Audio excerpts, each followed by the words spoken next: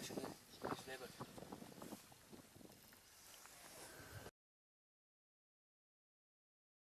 داعش عم يضربوا علينا بالقذائف الكيماوي.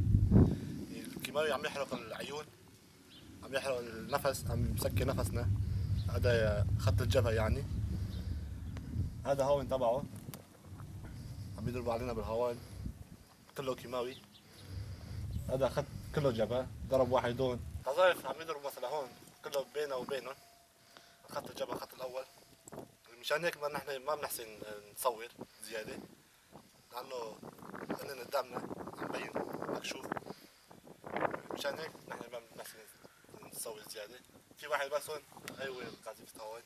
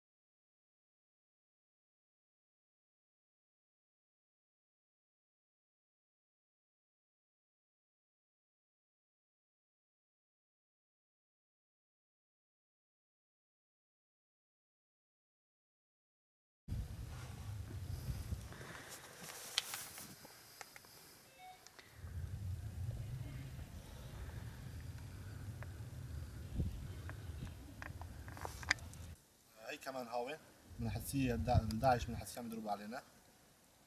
في منهم مدة كيماوي.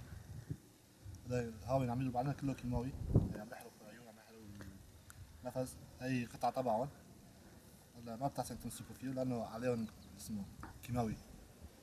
مشان هيك نحن ما بنحسن نمسك فيه.